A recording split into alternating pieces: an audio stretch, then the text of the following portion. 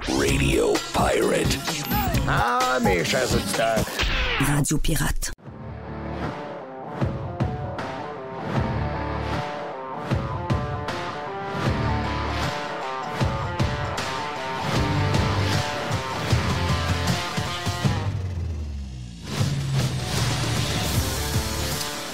OK, mardi aujourd'hui, Reg est stand-by pour une petite demi-heure avec, comme d'habitude. On a un invité qui va nous parler des problèmes informatiques à la SAC. Et qui d'autre on a aussi aujourd'hui, tu m'as dit, Mr. White? On a Jerry. On a Jerry, ben oui.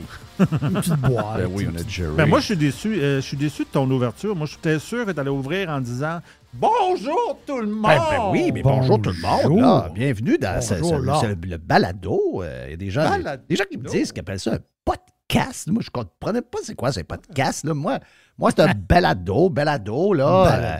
Puis on aime ça parce que on cherchait un titre, puis on a fait une tempête de cerveau, là. On a brassé des idées dans cette tempête de cerveau-là. On était tous à la table, on mangeait du bon poulet. Moi, j'aime boire ma sauce. Moi, je trouve que la sauce est salée. Puis, c'est bon, je trempe mon pain dedans. Des fois, quelques petites frites. Puis quand il en reste, je prends une grande gorgée de sauce. Là. Puis là, quand je fais ça, là, je me sens tellement québécois. Là. Je me sens chez nous. Puis, des fois, s'il me reste dans le fond de ma poche de mon habit 2-3 petits morceaux de crotte de fromage, là. Oui, je mets ça dans la sauce, là, à travers, puis c'est comme un... OK. Fait que ben oui, il est là depuis 3 jours, quand même. Il en reste dans son manteau tout le temps. J'ai tout le temps, moi, des petits grains de fromage dans ma poche, là, qui traînent. Ben oui, moi, j'aime ça, le fromage. Donc, je fais un balado, puis... on cherchait le titre, là, puis on savait pas. À un moment donné, c'était François à la radio. François. Puis là, ben, j'ai dit, bonjour tout le monde. On a commencé une pratique. J'ai dit, bonjour tout le monde. Puis là, il y a quelqu'un de brillant, là, dans mon entourage, dans tout ce brassage de tempête de cerveau, là. Il a dit, on a le titre. C'est bonjour tout le monde, là. Moi, j'avais pensé à continuer. Ça aurait été très bon. Ben, on n'avait pas encore commencé. Sa première invitée, c'était une bonne. Oui. Une syndicaliste acharnée. Là. Ouais. Ça, c'est spécial, là. Régine Laurent. Ça, c'est spécial, là.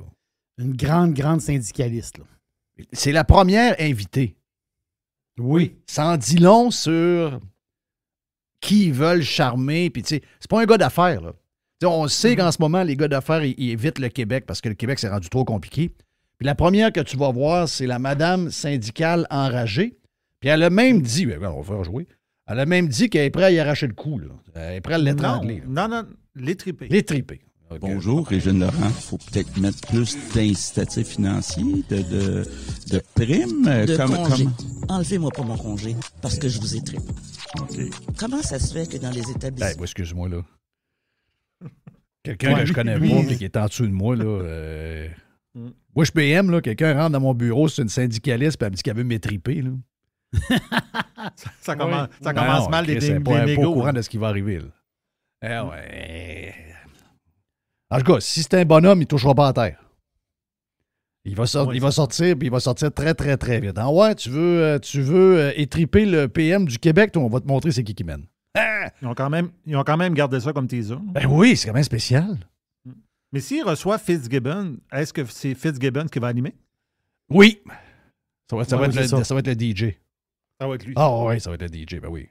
Puis il parle un peu de même en plus, lui. Hey, François. Ben, bonjour tout le monde! Bonjour tout le monde. Je suis en train de manger un petit AW. Là. Ça va faire plic-plic-plic-tac un peu, puis ça va passer. Je reste trop couché. Non, regarde. Et c'est surtout, je sais que ça rend beaucoup de monde comme un peu mal à l'aise. Il y a un peu de malaise. Tu sais. Il y a tellement d'affaires qui se passent. On dirait qu'il n'y a pas le sens du timing. Jamais, non, mais c'est le...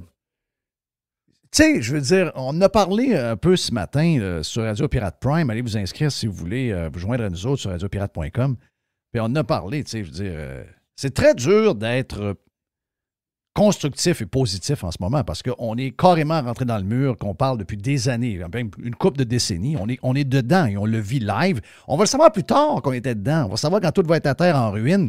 Mais on est dans le mur en ce moment. Et de l'ouvrage, tu sais, c'est un peu comme l'histoire de Mégantic.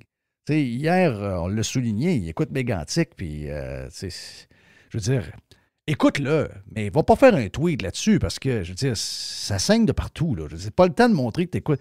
On comprend que tu ne peux pas travailler 18 heures par jour, mais donne l'impression que tu es tout le temps en train de travailler. Il y a beaucoup de gens d'affaires que quand ça va mal, travaillent fort. Là. Les journées, c'est 18 heures. Là. C'est 18 heures, les journées.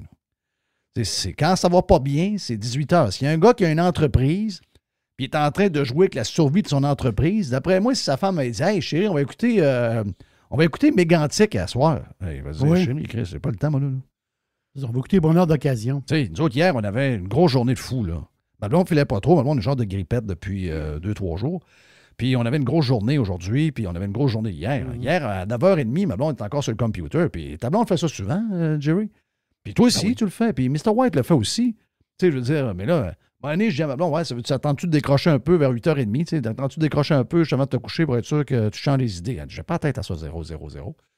Puis, c'est normal, là. Mais lui, il a l'air de quelqu'un de complètement pas au courant de ce qui arrive. Tu sais, il fait un peu... il l'est pas, là, mais ça fait un peu... je sais pas, ça fait... je veux pas le dire, là, mais vous comprenez. Hein. Il est déconnecté. Déconnecté complètement. Déconnecté complètement. Juste vous dire une affaire, OK? Juste parce qu'on a beaucoup de temps avec beaucoup d'invités aujourd'hui, donc je ne ferai pas une ouverture très, très, très longue, là, mais juste vous dire que on est en train de vivre la fin du troisième lien. OK? Je veux juste vous dire ça, là. Je savais depuis une couple de semaines, on m'avait avisé que le gouvernement de François Legault allait trouver quelque chose pour canceller, on est dans l'ère de la cancellation, pour canceller le projet qui les a mis au monde. C'est le projet qui les a fait connaître. C'est le projet qui les a établis à Québec. Et vu que Québec est une plaque importante pour la suite des choses en politique, ça leur a permis de devenir ce qu'ils sont aujourd'hui. Puis c'est eux autres qui étaient au pouvoir qui est arrivé la pandémie. Puis tout le reste. Là, ils ont réélu 94 élus à la dernière élection. Ça part tout d'une affaire. Ça part du plan du troisième lien qui a été amené dans mes bureaux par un gars de la Rive-Sud de Québec. Ben, c'est un gars de la Rive-Nord, mais je veux dire, il était établi sur la Rive-Sud. Puis, lui, il dit, écoute, j'ai une maquette en avant de moi. Je suis président de la Chambre de commerce de Lévis. Puis, je pense que dans les deux rives, on a besoin d'unir les deux rives ensemble. Parce que dans le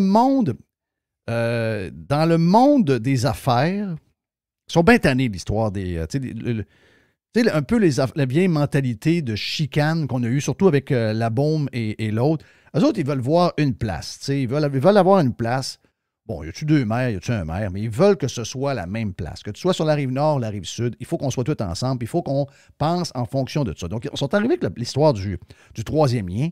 Et moi, quand j'ai vu ça, j'ai vu un paquet de problèmes de circulation réglés et j'ai surtout vu, je l'ai dit très sérieusement, là, il y a des gens qui ont ri de ça la première fois que je l'ai dit, mais je le répète encore, c'est loin d'être sérieux, d'être une joke, là, c'est très sérieux. Le troisième lien, c'est un des projets les plus green qui a été fait au Québec depuis qu'on a la maladie des greens. OK? Et ça l'est encore aujourd'hui. Ça veut dire que ça prend une région où il ne devrait pas y avoir de... C'est un village. Tu sais, les gens qui se moquent de Québec comme de quoi Québec est un village. C'est vrai, Québec, c'est un village. Et dans un village, il ne devrait pas y avoir de circulation qui est jammée à tout bout de champ. Mais non, il n'y a pas de monde. Il n'y a pas de monde là. Je veux dire, il n'est pas supposé, si c'est bien fait, il n'est pas supposé d'avoir de voitures entassées une en arrière de l'autre qui attend pendant 1h30 de temps pour traverser le pont un vendredi après-midi à 4h15. Ça ne peut pas arriver, ça. Et ce plan-là, c'est d'avoir la fluidité dans la circulation. Ça aiderait grandement. Puis l'autre affaire, veux pas le fait que ça élimine les bouchons puis que tu n'as pas besoin de partir de l'Est, en aller à l'Ouest pour revenir à l'Est. Donc, tu peux le faire directement. C'est un plan qui est hyper logique et il fallait que ça soit. Donc, nous, on l'a tenu au bout de nos bras. La CAQ l'a ramassé, on va leur donner. Et ils ont implanté leur pouvoir sur la région de Québec grâce au troisième lien. Et là, ben, vu que ça a été soulevé par Filion et la radio où on était à cette époque-là, eh bien là, les anti-nous ont commencé à être anti-troisième lien, non pas parce que le projet n'était pas green puis le projet n'a pas d'allure, parce qu'on sait très bien qu'une population de près d'1 million a besoin d'avoir plus que 2 ponts en même place. Il a besoin de 3, 4. Tu sais, Kiev a 8 ponts. Kiev, on aime l'Ukraine. Kiev, à travers à peu près la même installation que nous autres, ils ont 8 ponts. Ils ont un 8e lien, ils ont un 7e lien, ils ont un 5e lien, ils ont un 2e lien, puis ils ont un 6e lien. OK? Le pont de Québec, c'est un demi-pont. Ah, ça, c'est un demi-lien. Le pont de Québec, ça, on traverse le pont à 50 km/h. Okay, c'est les acides enragés de Montréal qui sont venus à se battre contre le troisième lien. C'est une joke. Là. Oui. Je veux dire, on t'empêche pas de faire des autoroutes, on t'empêche pas de faire tes ponts, on t'empêche pas d'arranger. Ils ont fait un pont il n'y a pas longtemps, ils ont remplacé ce qui va leur permettre de passer un train dessus. Là. On n'a pas personne qui s'est levé contre ça. Mais c'était contre nous. C'était contre nous, c'était pas contre le projet en tant que tel. Mais là, ils frappent depuis des années. Puis là, ils font semblant que ce projet-là, si ce projet-là se construit, eh bien que le projet va être quelque chose qui va empirer le climat sur la planète entière. Quand tu y penses comme il faut, c'est de la crise de folie. Là. Mais là, ils ont fait... Là, je me demandais c'était quoi. Quelqu'un m'avait dit, la CAQ va arriver avec quelque chose qui va faire qu'ils vont laisser tomber. Donc, l'information que j'avais, c'est que le troisième lien à Québec ne verra jamais le jour. OK? Et que la CAQ va l'abandonner et qu'ils vont utiliser quelque chose, puis ils vont dire, c'est en dehors de notre contrôle. Et là, ils l'ont. Là. C'est la santé publique qui était de connivence avec la CAQ pendant la pandémie. La santé publique fait... Les innocents des médias gobent ça comme si c'était vrai, là, gang de caves. Pourquoi un journaliste, à la base, premier point que tu as besoin pour être journaliste, c'est d'être cave. Ça, c'est le bout qui me manque. La santé publique fait semblant qu'il y a des enfants à Québec qui meurent parce qu'il y a trop de voitures à Québec. À Québec, là, on n'est pas à Caracas, on n'est pas à Mexico City. On n'est pas à San Francisco, on n'est pas à Los Angeles, on n'est pas à Dallas, Texas ou Houston. On est dans un fucking village où il faut lever en hélicoptère 2 minutes pour voir comment on est crissement dans le bois. Là. Ces gens-là nous font à croire qu'il y a tellement de voitures et d'autoroutes à Québec que des jeunes dans Limoilou qui meurent à cause des autos. Et que là, puis le maire de Québec embarque là-dedans. Lui, c'est un enragé. Là. Le maire de Québec embarque là-dedans, tomber là-dedans. Lui, ça devient une obsession, son affaire. Ah, là, il faut annuler le troisième lien. Puis là, je vais demander au monde qui ont des poêles à combustion lente d'avoir un permis. Puis ceux qui ont un foyer d'ambiance aussi. Puis là, on prend ça au sérieux. Mais là, le troisième lien, il faut arrêter ça. C'est quoi la solution pour le maire de Québec avant de s'attaquer au troisième lien? Y a-t-il quelque chose qu'on pourrait enlever pour être certain que les enfants ne meurent pas? Parce que est-ce que les enfants meurent vraiment? Là? Ça, c'est la question drôle. Mais les autres, ils nous font croire que les enfants meurent. On a passé par là pendant 3 ans de temps. Là, on sait toute l'histoire. Là. Mais qu'est-ce qu'on pourrait y proposer au maire de Québec, Jerry, si vraiment il est sérieux dans son histoire de la qualité de l'air? La White Birch? Moi, j'en ai 3. Là. White Birch, c'est le premier. Ben voyons, c'est sûr. Donc, ça, c'est l'usine de pâte et papier en plein cœur de la ville. L'usine de pâte et papier, c'est ça. Papier journal, papier spécialisé, papier cartonné. OK, parfait. Ça boucane, ça finit. On s'entend-tu sur, si tu veux que les gens aient de la bonne qualité d'air et tout pour pas que les enfants meurent, on s'entend que l'incinérateur pour brûler les poubelles, on le ferme aussi? L'incinérateur aussi. OK, parce qu'il est vieillot, la technologie utilisée est complètement passée date, donc on enlève ça. Et je pourrais-tu te rajouter, troisièmement, le port de Québec?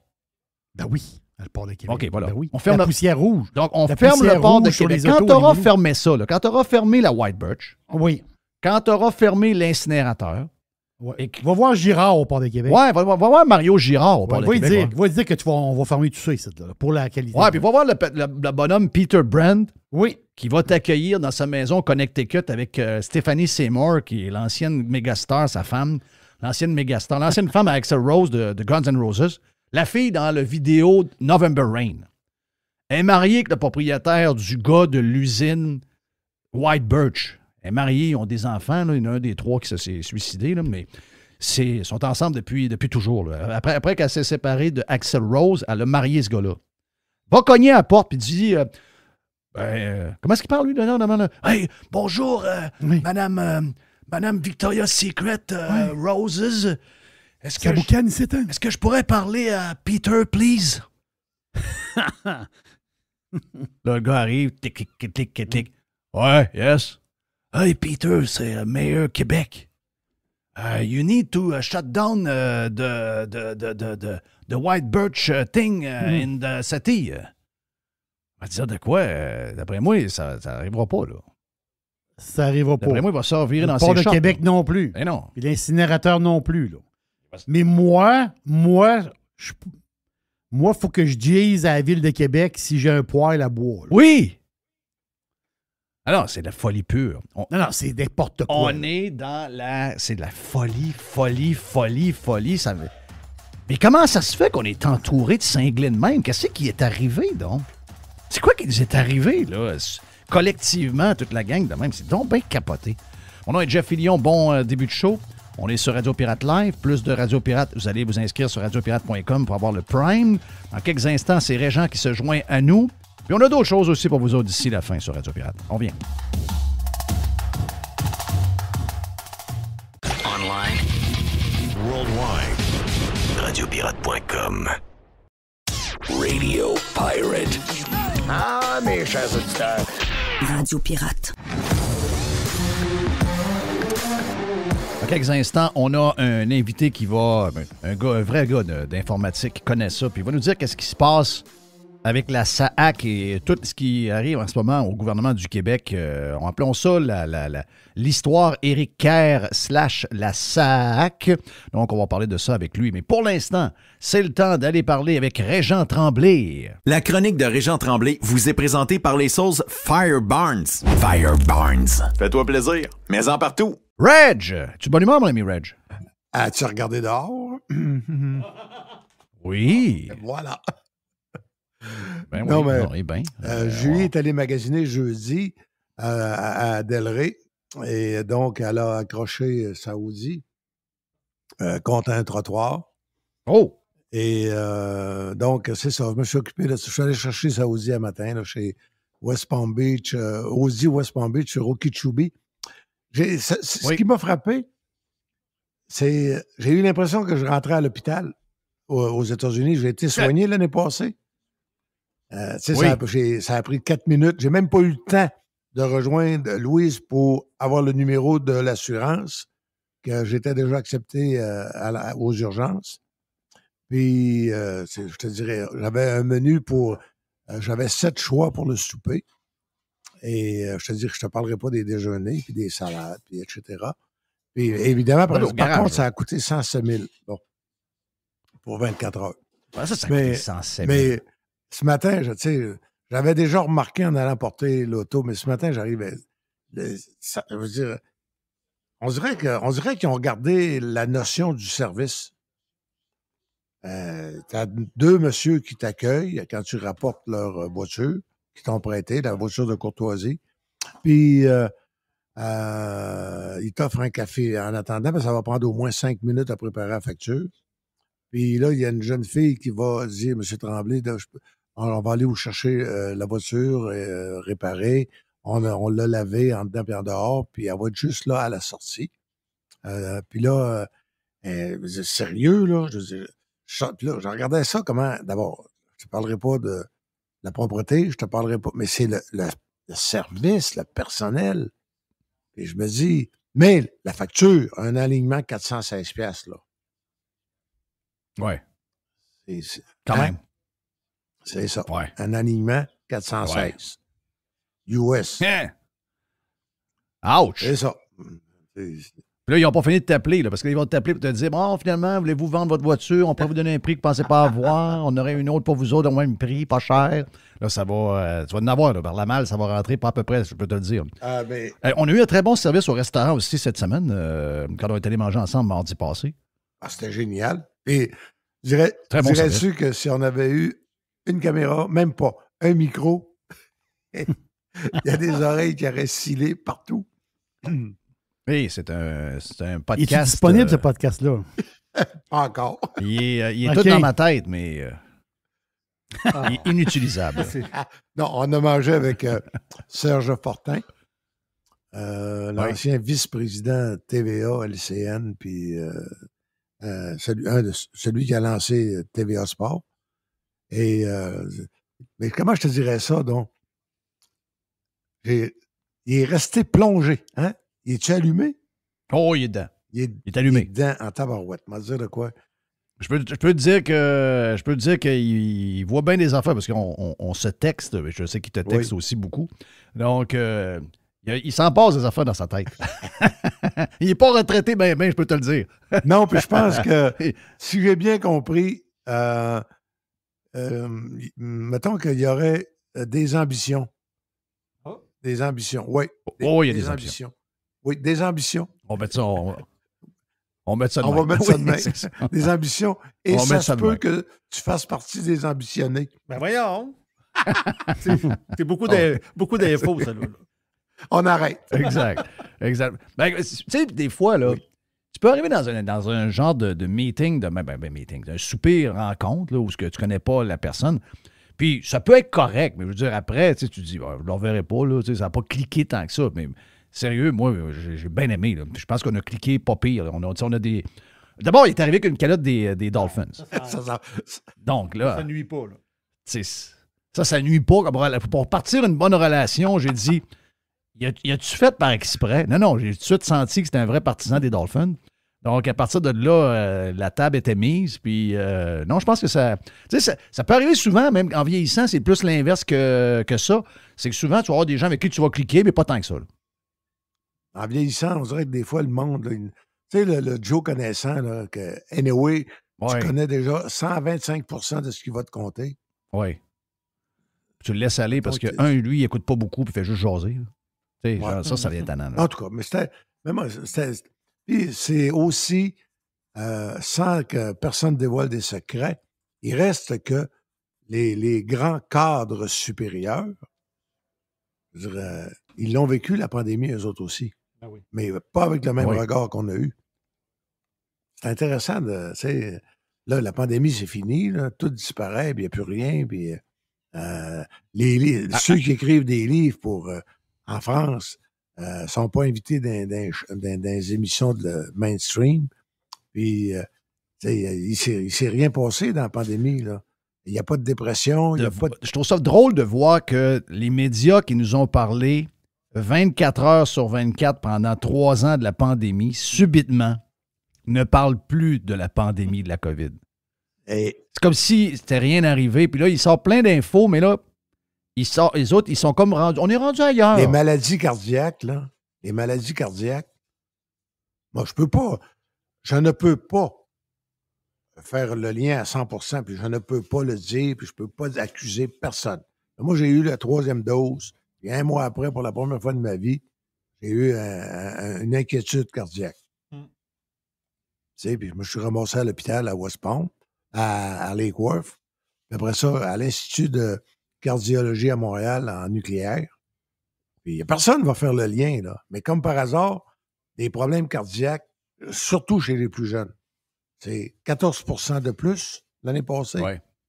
Tu sais quoi, 14% de plus sur une population?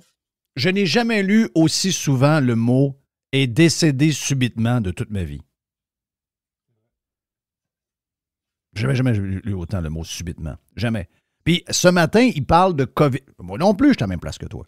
Je ne suis pas un scientifique, je ne suis pas médecin. Non, puis j'ai été vacciné. Je leur ai fait confiance. Mais, sauf que ce matin, ça nous parle de la COVID longue. Là.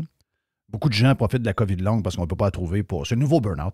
Mais est-ce que ça existe? Ça n'existe pas. Je ne peux pas vous le dire. Je connais pas assez ça pour vous en parler, mais je trouvais que les symptômes qui nous décrivaient étaient peut-être des symptômes reliés plus à la vaccination parce qu'il y en a que moi j'ai eu qui étaient reliés directement à la vaccination. Moi, j'ai fait quelque chose au cœur. Je suis allé voir un médecin parce que je filais vraiment pas.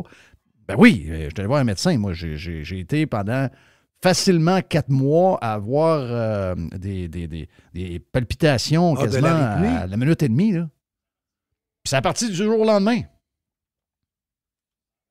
Sans avoir rien fait. Donc, je trouve que ce qu'ils nous le disent là, dans la COVID longue, je trouve qu'il y a beaucoup de choses qui peuvent être reliées.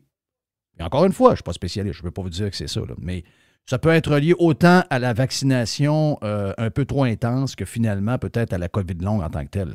Mais je me garde une gêne parce que c'est pas mon secteur d'activité. Mais je peux penser, je suis un humain, j'ai le droit de penser ce que je veux. Moi, je dis pas que c'est ça. Je dis juste que c'est arrivé un mois après.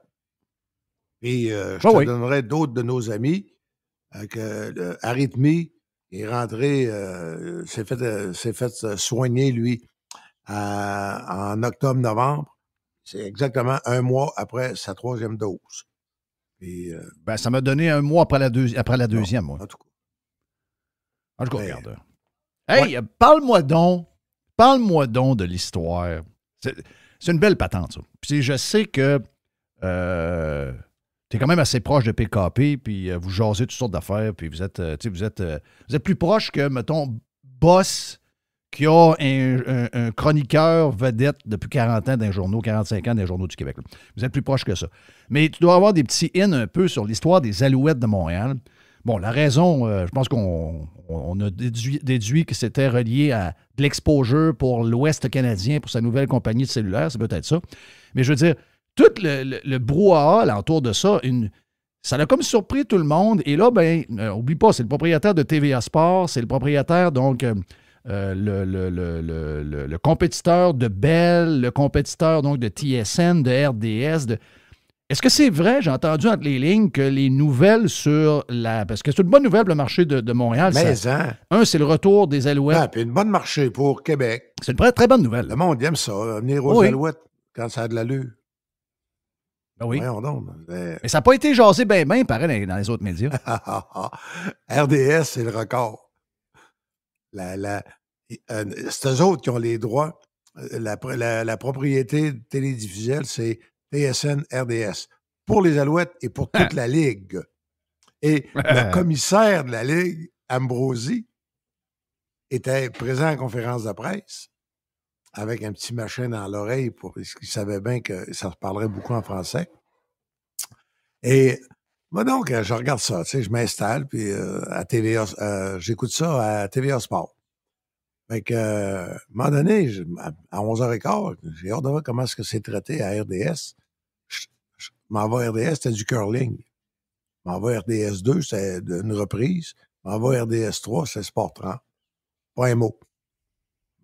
Correct. Je reviens à 11h30. Moi, je m'en vais voir. Curling, c'était pas... Le curling à TV, c'est hot en tabarnouche. Hein? Quand ça se met à balayer, là, tu comprends pourquoi que les hommes sont pas faits pour le ménage. Fait que... Mais t'aimes-tu ça pour vrai? Hein? T'aimes-tu ça pour vrai? Non. Mais, hey, l'autre fois, je suis allé dans une place. Pourquoi je te demande ça? Je suis allé chez mon beau-père, puis j'arrive là, vendredi passé, j'allais porter ma blonde pour l'aéroport. Puis là, j'en arrête là, et je vois, tu sais, des télévisions, il est un peu le jour de baisse, donc on voit les télévisions à l'intérieur de d'autres maisons. Et les gars écoutaient le curling. Il y a vraiment du monde qui écoute. C'était des Québécois, là. Il y a vraiment du... Moi, ça me surprend parce que je sais que le curling, ça va être le fun à jouer. Tu prends une bière, tu as du fun, tu te taquines un peu. Mais de l'écouter à TV... Mais pourquoi qu'ils prennent pas un aspirateur? Ça, c'est un énigme pour moi. Hein? Balayer, c'est fatigant. Tu sais, aujourd'hui, tu as des petits aspirateurs portatifs là, à batterie. Passe l'aspirateur devant Pierre, puis ça serait parfait. Mais en tout cas. Mais, non, écrivez pas pour rien, mais appelez pas pour chialer. Là. On le sait que le balai, quand il est vigoureux, ça fait fondre la glace, une petite coche de rien. Ça permet à la pierre de mieux glisser. Ouais, voilà. Ça réchauffe. J'ai couvert le curling aux Olympiques. Oh boy. Mais ce que je veux dire, donc, c'était du curling. Fait que là, à moins quart, moi je reviens, c'est du curling Tiffany, c'était l'analyse du match de curling. Là, je me dis, à 12h01, jamais je croirais. Je vais voir à 12h01, c'était On jase avec Martin Lemay. Hey, ça, c'est passionnant. Tabarnouche, le 4e trio du Canadien, là, j'en reviens pas de l'analyse qu'on peut faire avec ça. By the way, ils n'ont perdu, là, ça fait 7 en ligne, là. Et tout le monde, il est heureux. As-tu déjà vu ça? C'est un film. 7 que tu en as perdu, le Fafan. 7. Puis tu les défends encore. Ils sont contents. Ben oui, ils sont contents. Ils vont repêcher Bédard. Oui, je sais. Mais bref, donc, il parlait du 4e trio du Canadien. Donc là, je me suis découragé. Puis à 12h30, quand tout était pas mal fini, j'ai dit, je vais aller voir, moi. Pas un mot. À 18h à TSN, c'est le gros bulletin de nouvelles de sport. À la 23e minute, ils ont dit que les Alouettes de Montréal avaient été vendus à un homme d'affaires. Ah, ils n'ont pas nommé. Ah! Là, il y a eu un silence. Elle est bonne. Ils n'ont même pas donné le prénom. M. Pelado est président de Québécois. Bonne. Et la rumeur, mais ça, par exemple, je ne veux pas l'ennuyer, l'embarrasser, mais au 98.5, la rumeur, je n'ai pas parlé à Jérémy, mais je viens d'apprendre ça, là. Okay. La rumeur, c'est que les boss, ils ont dit à Jérémy Filosa, annonce qu'ils ont été vendus, dis pas qui.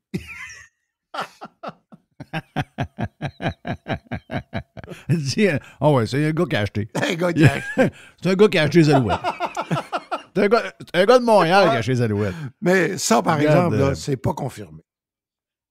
OK, ça c'est d'ailleurs, je vais en finissant l'émission, j'appelle Philo, puis je te texte sa réponse. OK. Mais dis-moi donc... Mais là, ils sont pognés, parce que Pierre Carl, à un moment donné, il dit, hey, je vais te compter, parce que c'est pas tout le monde qui lit le journal. Tu sais, je le rejoins, il était en train de... il était dans la limousine de Québécois pour s'en aller pour la conférence de presse. Fait qu'il répond. Fait que là, on jase. Fait que là, j'ai dit, ça doit être un moyen feeling. Il dit, j'ai déjà vécu ça une fois dans ma vie. Il dit, je me rendais quand j'ai acheté les journaux Sun. Tu sais, les journaux Sun, ça brassait, là. C'était le plus gros tirage à Ottawa, le plus gros tirage à Edmonton, le plus gros tirage à Calgary. À Winnipeg, puis à Toronto, c'était nez à nez avec le Toronto Star. Fait que, mais il dit donc, je m'en allais de même, là, j'étais avec Charlie Cavell, qui était le vice-président de toutes les imprimeries en anglophone. Fait que c'est lui qui avait préparé le discours, puis tout était prêt.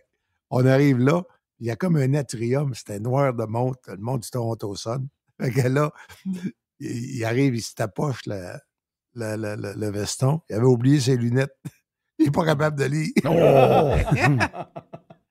Fait que là, je regarde le monde, j'ai levé le bras, j'ai dit « It's a great day for Canada ». Je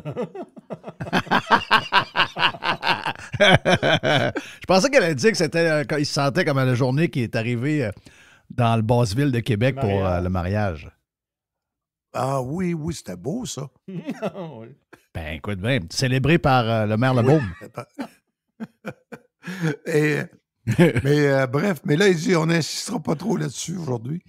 Fait que, tu sais, il était... Honnêtement, là, il y a toujours des raisons. C'est sûr qu'une fois qu'il l'a, il faut qu'il s'arrange que ce soit bon pour Québécois, bon pour TVA, bon pour le journal. On s'entend que Pierre-Carl Pelado... Mais il l'a acheté pour lui. Parce que... Oui, mais je veux dire, il n'y a pas de trip de football, là. Il fait ça parce qu'il y a un plan en arrière de ça. Moi, je dis qu'il le fait pour deux raisons. La première raison, absolument sans... C'était même pas ça le sujet de la conversation. Ça fait presque un an. Au mois de mai, l'année passée. J'étais dans son bureau. À un moment donné, on jasait, puis là, tu sais, il dit, Régent, il dit, on a quand même fait des progrès, hein. Il dit, regarde telle affaire, là. Ça appartenait aux Anglais, ça. Maintenant, c'est des Québécois qui ont ça. Telle affaire, ça appartenait aux Anglais. C'est des Québécois maintenant. Il est vraiment, là, c'est pas pour rien qu'à un moment donné, qu'il a tout lâché ça pour s'en aller chef du Parti québécois, puis se présenter aux élections, puis être député. On l'oublie, ça. Lui, là, mettre la main sur les Alouettes, c'est la première... Depuis Léo Dandurand, c'est la première fois qu'un francophone met la main là-dessus. Oh oui, ça, on ne peut pas y enlever ça. Et en plus... Il en manque. Il manque de gars de même, ça, c'est clair. Et en plus, là, avec Freedom, as-tu une idée comment est-ce que ça doit négocier? 2,8 milliards. Ça, c'est 2000 millions, là. Le monde qui nous écoute... Et ça, Freedom, premier million, là. Il y en a 2000 après. C'est tough. Oui. Mais Freedom, c'est la marque de téléphone qui va lancer. C'est ça, c'est le brand qui va lancer. Ouais, qui existe déjà. Mais ils rachètent ça de TELUS, puis je pense, avec une affiliation avec Rogers. Puis ça a été compliqué, ça. Il a fallu que, pour permettre une fusion de je ne sais pas trop, là, TELUS, je pense que c'est Rogers qui a acheté TELUS. Pierre Couture pourrait te le dire, ça.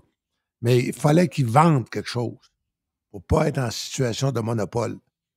Fait que c'est pour ça qu'ils ont autorisé, pour ça qu'ils ont fait le deal avec Vidéotron.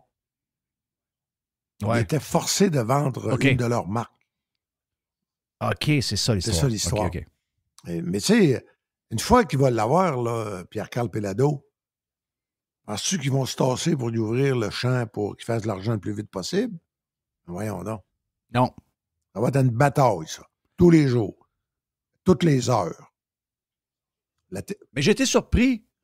J'ai été surpris du succès rapide qu'a connu. Tu sais, que c'était quand même un marché petit avec déjà trois joueurs. TELUS, Rogers, puis Bell. Les autres, ils arrivent comme quatrième joueur, puis ils ont été impressionnants. Et Fido, qui appartenait à Charles Sirois. Aussi, oui. Ça fait pas si longtemps que ça, le Fido. C'était racheté par Rogers. Mais tu sais, il y avait déjà Bell, Rogers, puis TELUS. Vidéotron est rentré là-dedans, il n'y avait pas une tour. Fallait qu'il achète le temps de tour des autres. Hey, me dire de quoi il est. Avant de bâtir les siennes. Sais-tu quoi? Je vais le citer parce que c'est pas préjudiciable. Mais Jean Laporte, qui est le fils de l'ancien ministre Pierre Laporte, Jean Laporte était président de Rogers pour l'Est du Canada. Puis il m'avait dit à l'époque, tu sais, il dit, nous autres, plus il va faire de l'argent, plus il va avoir des clients, plus nous autres, on va faire de l'argent, plus lui va en perdre. C'était ça le plan d'affaires de la compétition. On va y en vendre du temps de tour, nous autres. Mais plus il va y avoir des clients, plus il va falloir qu'ils nous achètent du temps de tour. Et qu'est-ce qu'il a fait? Il a bâti ses propres tours? Je ne sais pas comment ils ont fait leur compte, mais ça a tellement progressé. Ils ont tellement vendu. Le gars qui a fait l'homme derrière ça, c'est Robert Despatie. Exact. Pierre-Carl Péladeau et Robert Despatie. Les autres, ils ont dit, c'est les madames puis les messieurs, ils sont écœurés d'être mis en attente par Bell. Toi, est-ce que tu le connais, Robert Despatie? Oui. Personnellement? Je pense qu'il y a 40 chars dans le garage, il doit y avoir 25 motos. Parce que j'ai un de mes amis, Denis Serré, la famille Serré, qui avait le plus grand nombre de Superclub Vidéotron. Puis Denis, il dit, moi, je faisais toujours affaire avec Despatie. Il dit, je pense que c'est pas un gars qui a énormément d'école, il n'y a pas de diplôme tant que ça, mais il dit que c'est un des gars les plus brillants qu'il a jamais rencontré de sa vie. Ben, moi, je le trouve extraordinaire, Robert. Ouais. Vraiment. Il paraîtrait que c'est un... Il est retraité, il fait juste un peu de consultation. Il a été chez Saint-Hubert un bout de temps, mais là, il est plus retraité. Récupéré, je pense qu'il est... Vérifie, là, il est président. Je me demande si c'est pas chez Rogers. OK. Non, il a frappé... ils sont allés chercher en allongeant beaucoup de... Me dit quand il se couche le soir, lui, il n'y a pas un de matelas. Il est couché sur des billets verts. Mais un jour, là, ils vont-tu nous mettre des téléphones avec des prix pas pires? Parce que Christy, que ça nous coûte cher. Tu sais, je regardais, moi, je suis le bord de faire le switch avec un service ici. Parce que mes 4 lignes vont me coûter à peu près 125$ US au lieu de genre 300 Canadiens plus 15% de taxes. Julie, elle, c'est a vraiment un dispendieux. Canadien, là, Fido. Mais en réalité, là, elle a un service comme toi, là, un service aux États-Unis avec Métro, nous autres. Puis ça vaut même pas. Ça vaut pas la peine de rien déconnecter. D'abord, tu es interurbain à volonté dans 2 pays. Quand elle est à Montréal, puis elle, puis qu'elle veut appeler Marie-Claude, elle prend le téléphone américain, il n'y a pas de frais. C'est 115$ par mois, merci, bonsoir. On a 2 lignes. 2 lignes dessus avec interurbain dans 2 bords. Ah oui. Mais Pas cher. Pas cher. Puis, pas cher. Mais en tout cas, tu sais, c'est des parties colossales qui jouent. Mais tu sais, là, je disais ça. J'ai envoyé un mot à Pierre-Carl. J'ai dit, si tu veux vendre tes alouettes, si tu veux que ça rentre dans le cœur, c'est facile. On va refaire l'ancien compte, mais avec un club de football. On va trouver un Pierre Lambert qu'on revient. Oui. Là, tu vas avoir des Américains puis des Canadiens, tu vas avoir des Noirs, des Blancs. Ça veut dire de quoi? Ouais, ça te prend de quoi bosser, hein? Ça te prend une transe aussi, là.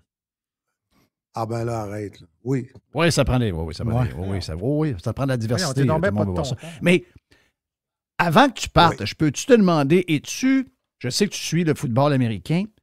On a tous suivi le football canadien étant jeune. Là. Moi, j'ai les Alouettes. On a peut-être, même quand ils ont amené Vince Ferragamo et toutes ces affaires-là, on pensait qu'on était parti pour une affaire de bien gros. Finalement, ça a floppé. Comment est-ce qu'il s'appelait? Il y avait, en même temps que Ferragamo, il avait fait signer un contrat. Cousineau. Non, mais un receveur de passe incroyable, à un salaire épouvantable. Un Américain, évidemment, une grosse vedette, là. Et une fois qu'ils ont connu ce secret, lui, il avait tellement de colle dans les mains que quand il te faisait un attraper. Il s'appelait, je l'ai le nom, c'est David Overstreet. David Overstreet. Mais, il en avait signé des vedettes, c'était épouvantable. Mais à l'époque, ce qu'on oublie, c'est que le dollar canadien valait 1,4 $. C'est ça. Fait que 400 000 dans la NFL, 400 000 au Canada, tu rajoutais 25 000, tu allais chercher le gars. Ferragamo, il avait signé pour 400 000 avec les Alouettes. Ouais. Mais as-tu l'impression que le football canadien, on a décroché pas mal, quoi, du moins? Et puis, je le sais là, que c'est des bons athlètes, puis la balle, elle descend, puis ça se compare pas avec du collégial québécois. Je comprends là, que c'est une coche au-dessus. Mais le fait qu'on est sur le grand terrain, qui est grand, ils ont l'air perdus là-dedans. La zone des buts, qui a quasiment 100 000 de long. Les 3 essais.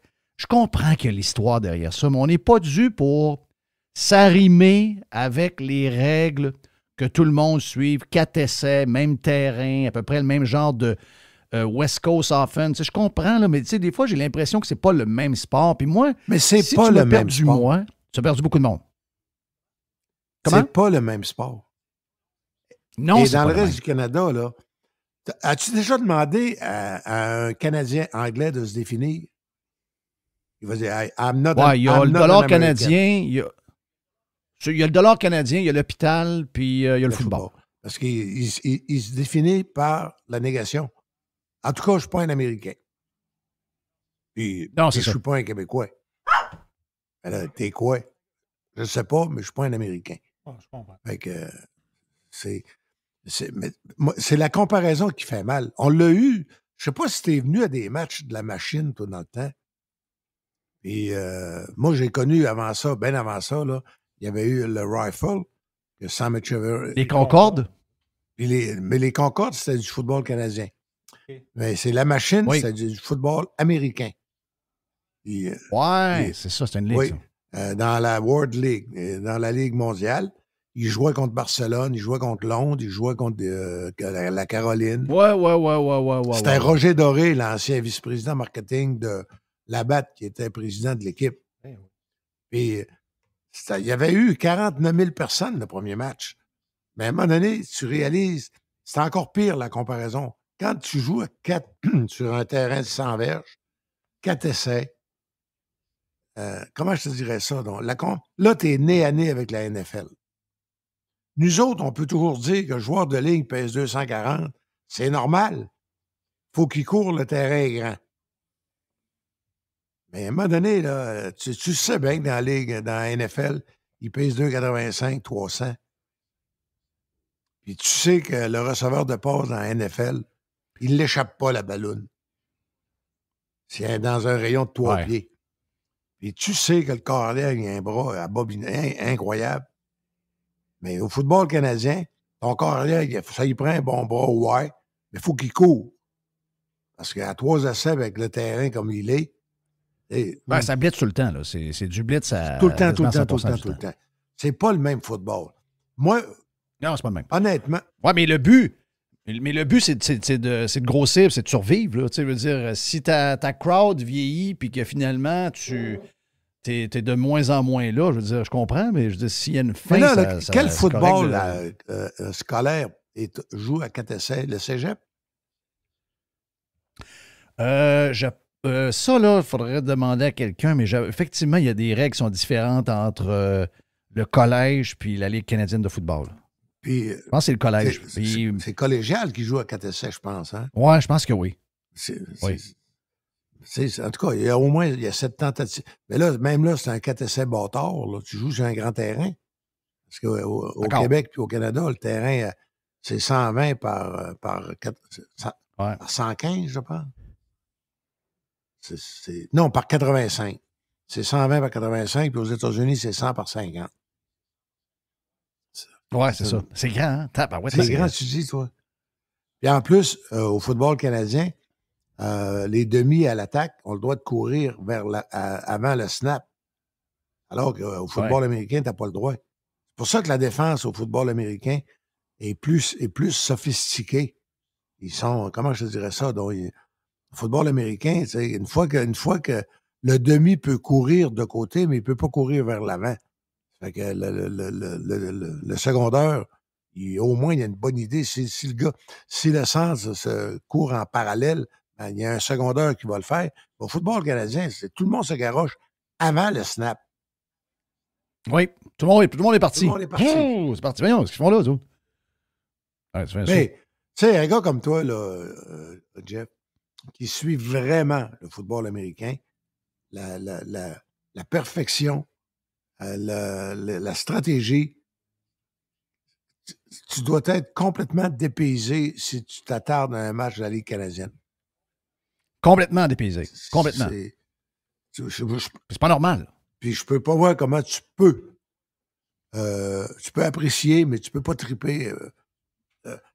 Parce que c'est un sport. Il faut que tu tripes avec l'équipe. Il faut que tu connaisses les règles.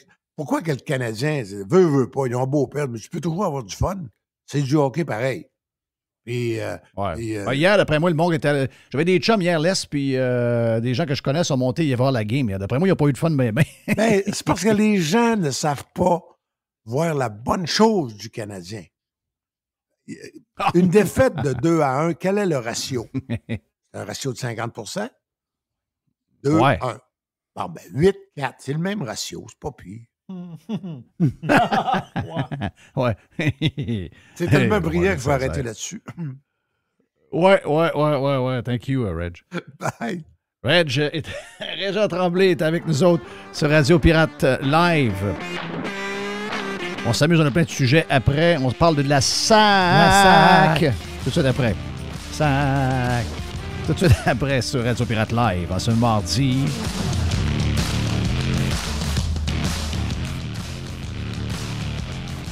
La chronique de Régent Tremblay vous a été présentée par les sauces Fire Barnes.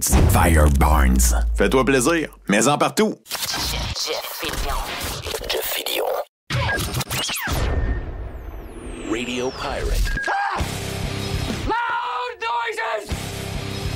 Radio Pirate. Régent a oublié de nous dire que... Parce que j'avais posé la question dehors des ondes. J'ai dit, est-ce que Jeff Molson et Saputo ont salué PKP pour l'achat des Alouettes? Il paraîtrait qu'il y a zéro son de personne. Donc, l'anglo pas intéressé ben, l'italien non plus. C'est quand même bizarre. Montréal, c'est un drôle de marché. Hey, merci à Reg pour la dernière demi-heure.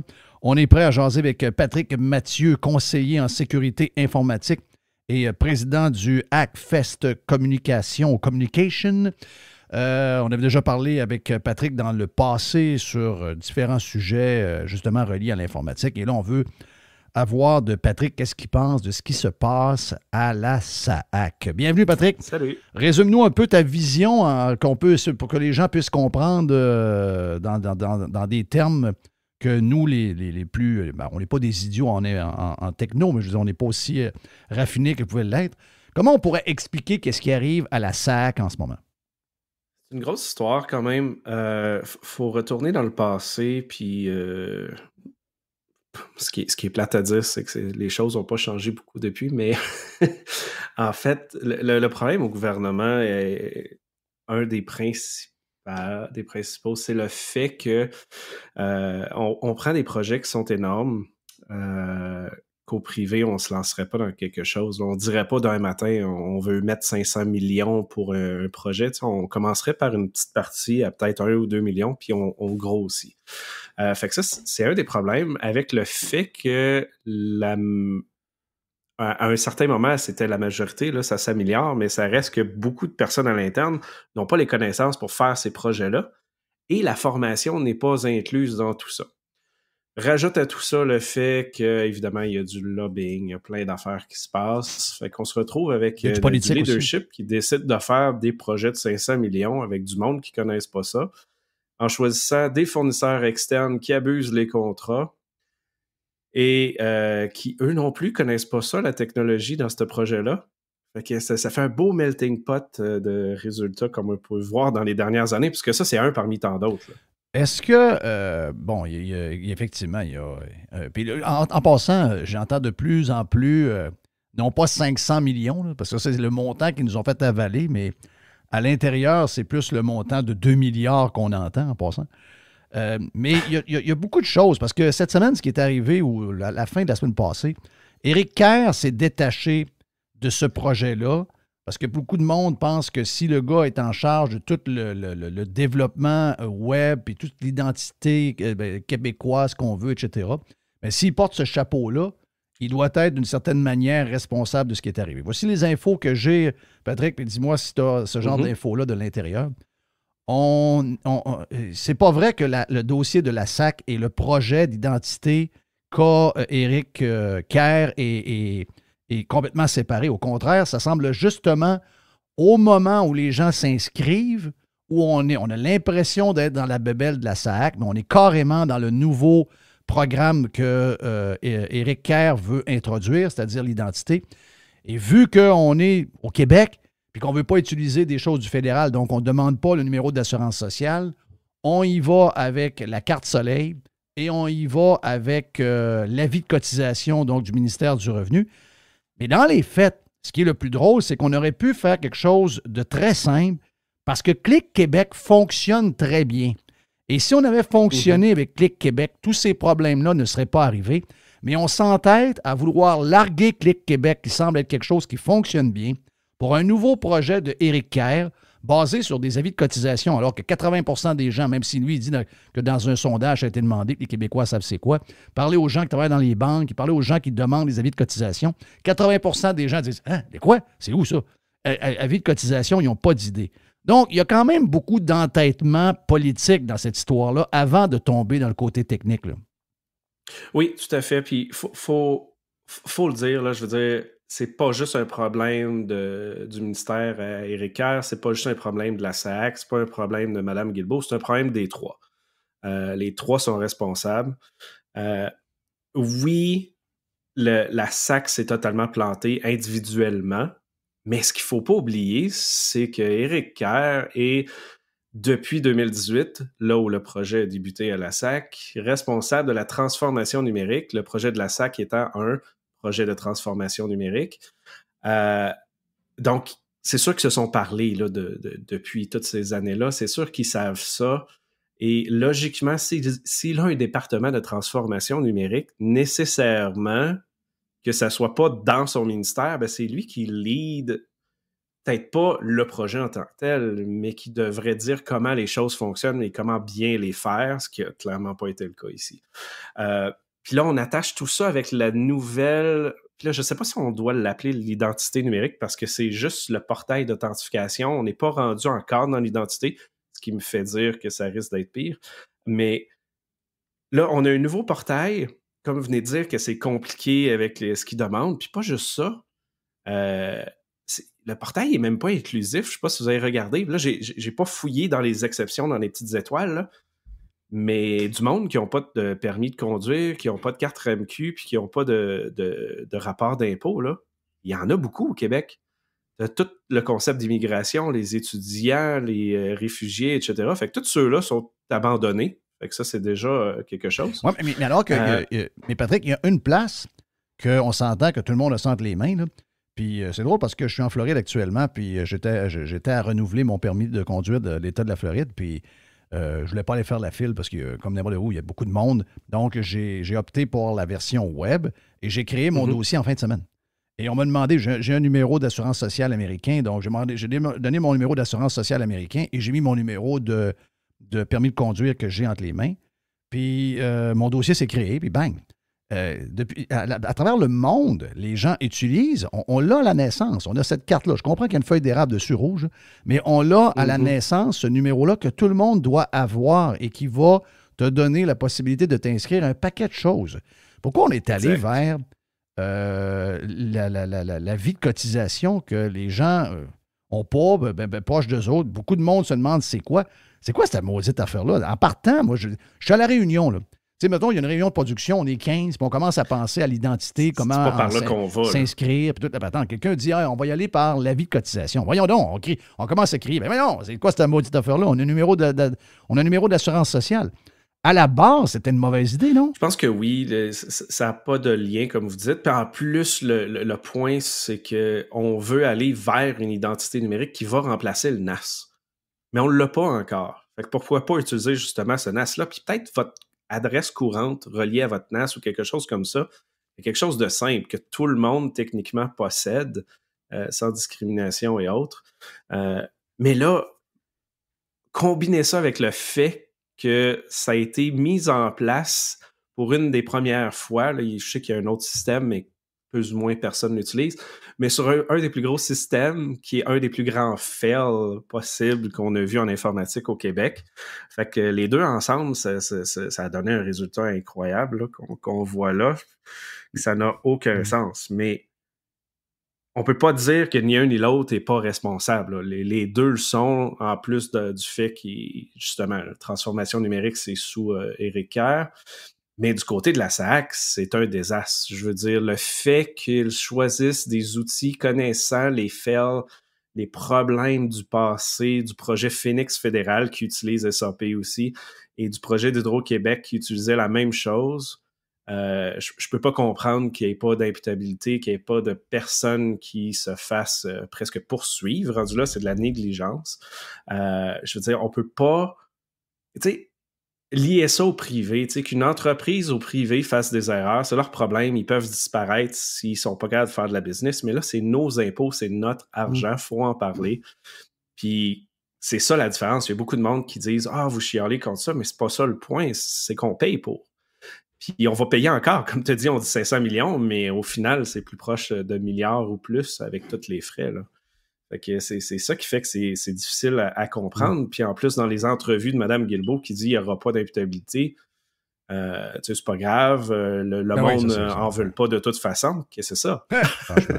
Oui. Jerry? Patrick, ça, c'est le plus grand des mystères. ClickSecure qui a été upgradé, parce qu'hier, j'ai parlé avec un gars, justement, qui est impliqué dans le projet. Très impliqué dans le projet. ClickSecure. Si tu vas sur le site de ClickSecure, ils disent quoi? Ils disent ClickSecure, c'est le service québécois d'authentification gouvernementale. Il contribue à sécuriser les échanges d'informations entre les citoyens. Si tu vas sur ClickSecure, by the way, il y a 2 millions d'utilisateurs déjà sur ClickSecure qui fonctionnent. 2 millions, c'est du monde, là. Donc, 2 millions de personnes. Et le service va très bien. Le service a été upgradé. ClickSecure, c'est tout, là. Tout. C'est pas tout encore, mais tu as l'AMF, tu as le Retraite Québec, Revenu Québec, Protection du consommateur, le ministère de l'Emploi, tu as le BS, l'environnement, tu as les fichiers centraux pour les sinistres automobiles. Il y a full de patentes dans ClickSecure et qui a été upgradé. Ma question, pourquoi pas faire grandir ClickSecure qui fonctionne déjà? C'est une bonne question. Je pense que c'est bien résumé, mais la réalité du niveau technique informatique en arrière, c'est un système ultra désuet qui n'est pas si sécuritaire que ça, qui a été inventé il y a assez longtemps. qui roulent sur des vieilles technologies qui devraient être mises à jour. Le nouveau système est pour remplacer ClickSecure. Comme je dis, c'est pas vraiment l'identité numérique OK, je comprends ça au niveau... Moi, mais Patrick, je comprends ça au niveau informatique, tout évolue. Sauf que tu as déjà 2 millions de personnes d'inscrits. Pars de là, upgrade ton système, qu'en arrière, le back-end soit différent, avec un langage différent, puis une structure différente. Mais à un moment donné, comme n'importe quelle compagnie informatique, merge ta base de données avec la nouvelle affaire. Tu as déjà 2 millions de personnes d'identifiées, là. Exact. Il aurait pu au moins repartir de là avec les utilisateurs déjà connectés, mais faire une transition vers le nouveau système. Pas besoin de supprimer ta base d'utilisateurs. Exact. Tu n'as pas d'entreprise au privé qui va supprimer ses clients pour recommencer à zéro. C'est la même chose avec la SAC qui met ses services offline pendant 1 mois. Et pas aucune entreprise sur la planète qui dit on prend un break de revenus pendant 1 mois. Ça n'a pas de sens, là. Fait que je comprends le fait qu'il y a une mise à jour. C'est clair qu'ils ont manqué le concept de merging. Puis pas juste ça. Le nombre d'identités numériques, le nombre de systèmes d'authentification, autant open source, donc gratuits, sur le web, autant des payants, il y en existe des centaines. Pourquoi encore réinventer la roue? Oui, c'est ça le problème, voilà. encore une fois. Puis là, c'est des termes techniques, mais si vous faites un Google du concept OpenID, c'est la même affaire. C'est un système d'authentification en ligne. Puis vous pouvez payer des compagnies comme Okta et autres, là, ça n'a pas d'importance, qui font la même chose de manière avec du support, puis tu payes plus. Là. Mais ça existe. Puis c'est rien de nouveau. Ça date de 10-15 ans sur Internet. Oui, ClickSecure était peut-être un petit peu en avance de ces trucs-là quand ça a été inventé. Mais pas aujourd'hui, là. Ça, c'est clair. Tu l'as parlé. Là. Prenons, regarde, l'identité, ça existe déjà. Il y a des solutions que tu peux acheter. L'identité de quelqu'un en Europe, quelqu'un aux États-Unis, quelqu'un au Canada anglais ou quelqu'un au Québec, j'imagine que bâtir une base de données puis de sécuriser, d'être certain que les personnes sont les bonnes, il y a déjà des produits qui se font. Mais même chose également pour un système. Puis je comprends que les autres sont dans le pantoufle puis ils ont une manière de faire depuis 40-50 ans puis ils ne veulent pas déroger de ça. Mais la vente de permis de conduire, donc de renouvellement, ensuite les plaques, puis tout ce qui est relié à ce que fait la SAC, partout au monde, c'est à peu près la même chose. Est-ce qu'ils le font tous de la même manière? Probablement pas. Mais il y a sans doute des compagnies. Je vais prendre un Salesforce. Salesforce, ça peut être un logiciel ou une solution cloud qu'ils ont développé pour, je ne sais pas quel comté quelque part ou quel État. Il y en a, puis ça se ressemble pas mal tout. Puis oui, il y a des affaires que tu peux upgrader ou que tu peux cocher pour avoir par rapport à tes demandes. Puis ça se peut même que tu aies une demande à Salesforce pour dire, regarde, peux-tu me modifier telle affaire, être sûr que ça me plaît puis que je sois capable de fonctionner avec. De mon côté, je vais changer des choses aussi pour m'intégrer au tien. Donc, des solutions qui existent. Je ne comprends pas pourquoi les villes, les États, les pays ont toujours l'impression qu'ils doivent repartir d'une page blanche, alors que ces solutions-là existent pour tout le monde, puis qu'il y a un produit qui peut faire, puis qui peut être payé par mois ou par licence. Puis that's it. On fonctionne de même avec les networks, on fonctionne de même avec les systèmes d'exploitation, soit avec Windows ou encore celui de Apple. Dans le temps, il y avait du Linux en masse, puis il y en a encore aujourd'hui. On fonctionne déjà. Pourquoi ça? Il faut partir d'une page blanche puis dépenser des milliards pour arriver à une solution qui va fonctionner tout croche, finalement? Ça me dépasse parce que, comme on dit, évidemment, il y a un manque réel de connaissances puis de skills au gouvernement en plus. Ça, c'est un cercle vicieux du fait qu'ils sont à peu près le tiers en termes de salaire. Ils n'ont pas de formation. C'est beaucoup. Fait qu'ils s'en vont dire, ben nous, on a les meilleurs, donc nécessairement, on va réinventer la roue. Ça, je ne l'ai jamais compris. Puis même la non-utilisation du open source parce que le support est manquant n'est pas une raison. La majorité des entreprises open source offrent du support en plus. Oui. Fait que là, on tourne en rond dans un fait qu'on veut réinventer tout au lieu d'utiliser. Puis la seule bon système, je pense qu'on peut dire que ça a été fait de cette manière-là avec réutilisation. Tu sais, c'est Bonjour Québec pour les inscriptions dans les cliniques médicales et autres. Ça, c'est un produit totalement privé qui ont intégré avec la machine. Pourquoi pas faire ça sur tout le reste? Vous avez la machine du gouvernemental n'est pas un service technologique ou une entreprise technologique. C'est pas une place pour faire de l'innovation. c'est pas une place avec le monde qui invente puis qui sont le plus edgy en termes de skills, qui sont les meilleurs, qui sont payés 500 000 par année. C'est pas ça. Fait que pourquoi agir comme ça? Je peux pas dire. Tu sais, j'en ai fait des années au gouvernement en tant que consultant, vraiment beaucoup. Puis c'est dommage. Je veux dire, tous les projets sont comme ça. J'ai été sur des projets qui ont été gagnés à 25 millions. Et de demande de changement en demande de changement, le projet a coûté 750 millions. Hein? Et ça, c'est un exemple parmi des centaines, mais c'est dur à voir, ça, parce que dans les appels d'offres, si on va sur SEAO.ca, ces sites web-là, tu vois juste l'appel de service à 25 millions, puis des fois, elle est divisée en plusieurs. Tu verras jamais les demandes de changement après. Fait que suivre les montants sont pas là. Puis ce qui est drôle, parce que je parlais de ça récemment avec d'autres, c'est que ce projet-là de 25 à 750 millions, c'est la même firme qui vient de faire la SAAC. Tu sais, ils le savent, c'est les amis des amis sûrement.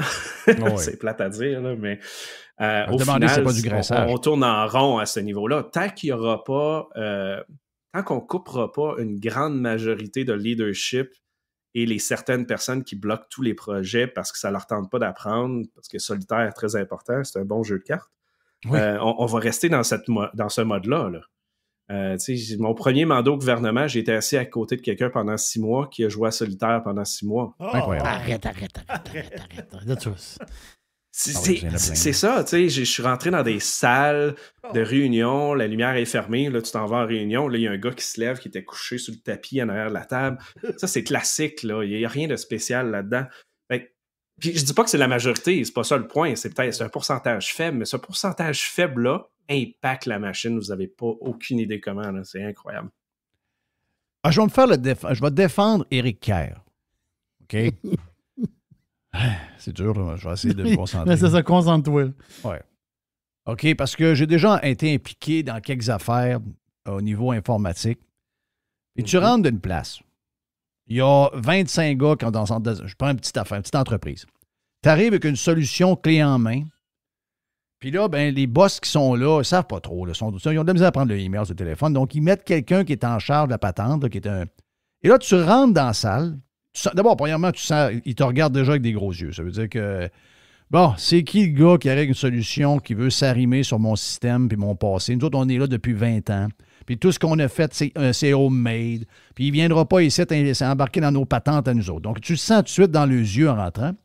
Exact. Parce que t'es comme dans un carré de sable, puis tout le monde protège son carré de sable. En fait, t'es plus dans une genre de toile d'araignée où ce que tu te fais pogner, là. Puis là, ben, Éric Kerr, lui, il est là, puis il trouve que le gars qui vient, c'est ça la bonne solution. Mais là, une fois que le gars sort, Éric Kerr se fait convaincre par les 10 leaders des 25 qui sont alentour de la table.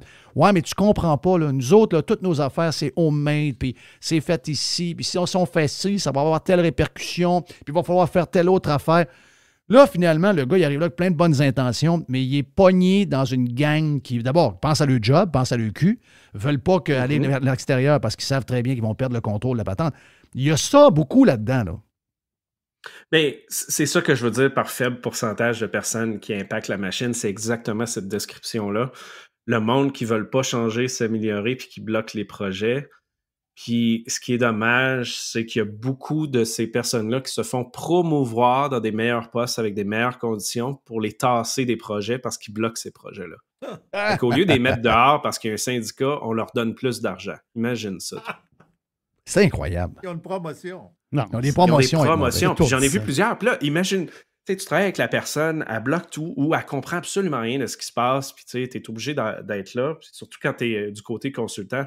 Je ne dis pas que tous les consultants sont bons, là, mais tu es du côté du consultant et tu es obligé de suivre la machine. Qu'est-ce que tu penses que les grandes entreprises font quand ils sont bloqués par les par les employés internes? Ils font rien. Ils attendent. Qu'est-ce qu'ils font quand ils attendent? Ils chargent. Le projet prend des mois et des années de plus. Ils bloquent la machine parce que ça ne tente pas de faire ça ou qu'il n'y a pas la connaissance ou peu importe quoi. Mais ça, c'est constant. J'ai vu du monde vraiment dans cette situation-là, avec ce comportement-là, se faire promouvoir dans d'autres projets. Là, il y a eu un bureau plus grand, puis tout, pour que le projet finisse. Mais ce qui est dommage, c'est que cette personne-là pense que c'est un génie, puis qu'il n'arrête pas d'avoir des promotions une après l'autre.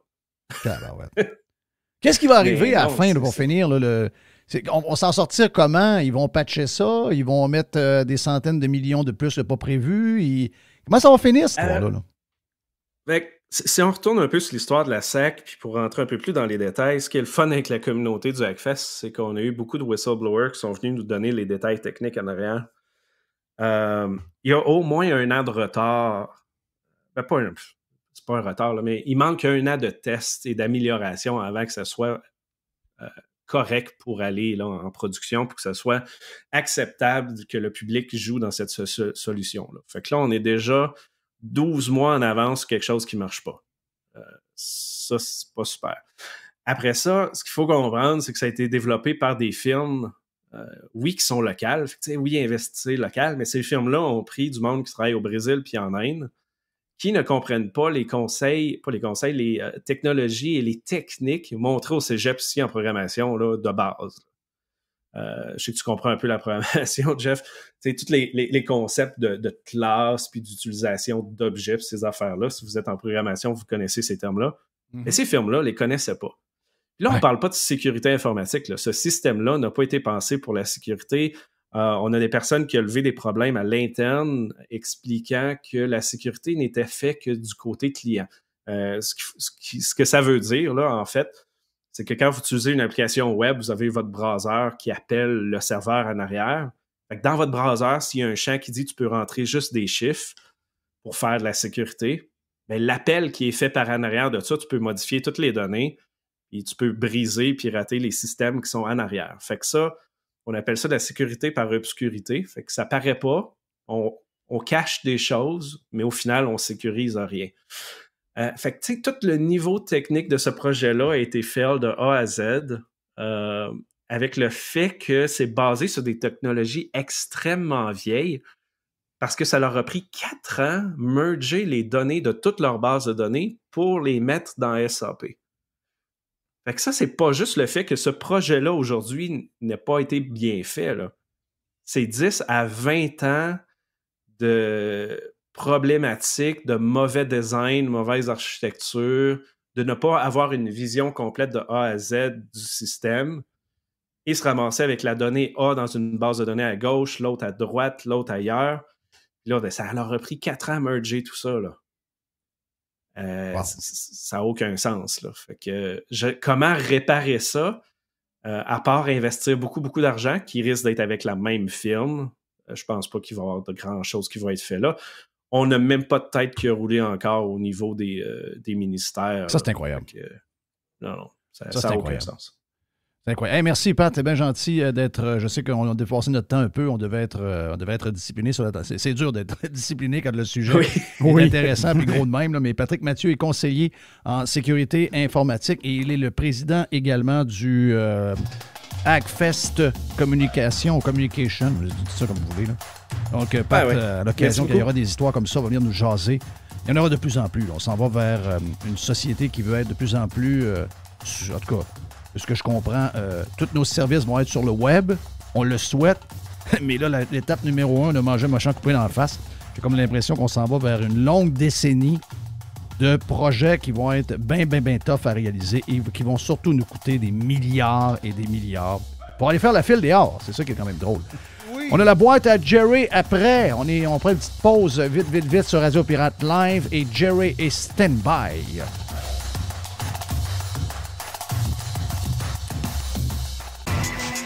Juste du bon stock. La radio pirate de Jeff Fillion. RadioPirate.com. This is going to give you the energy to go on. Radio Pirate. Radio Pirate. Je l'aime ce petit bed-là avec la petite guitare. Jerry, c'est la boîte, mon ami Jerry. Ah oui, c'est la boîte. On parle... Nous autres, à Québec, ici, dans le gros village, là, à Québec, on a un super-maire. Là. Le maire marchand, là. Ouais. Non, un peu. Le maire, je dis que c'est un super-maire parce que le gars, il a tout caché qui il était pendant la campagne électorale. C'est pour ça que je te dis que c'est un super-maire. Mais je dois te dire une affaire. On a été aveuglés par Jackie Smith. Elle est hyper à gauche. Oui. Elle, c'est Québec solidaire x100. C'est la gang Jackie Smith, là, c'est la gang de Sortons les poubelles. On le voit même qu'ils ont donné de l'argent. C'est la gang de...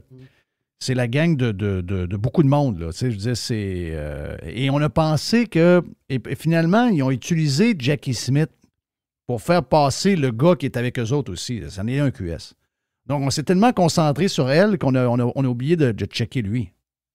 C'est un cheval de 3. Exact. On l'a eu le gros cheval, mais on ne savait pas qu'en dedans, il y avait... Il nous a barré, by the way. Hein? Oui. Ah non, il ne veut plus nous parler. Il nous répond plus. Hey, c'est un gars qui nous écrivait quand il était chez Centraide pour faire des entrevues. Là. Ben oui. Oui. Je disais, j'ai pas le temps cette semaine. Là. On va se reprendre la semaine prochaine. Mais le maire Marchand, mais tu as toujours répondu, par exemple. Ah ben oui. OK. Moi, je réponds à tout là, les pas de classe, ils ne nous répondent pas. Donc, tu disais... Le maire est passé à Paris. C'était au mois de novembre, je pense qu'il est allé à Paris, le maire Marchand.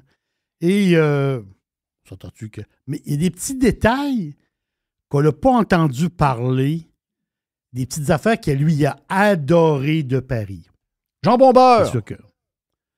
Jambon beurre, ben c'est sûr que présentement à Paris, si tu vas à Paris présentement, tu t'enfarges d'un vidange. Ça se peut que tu vois des surmulots aussi. Là. Oui, des surmulots. Beaucoup de surmulots.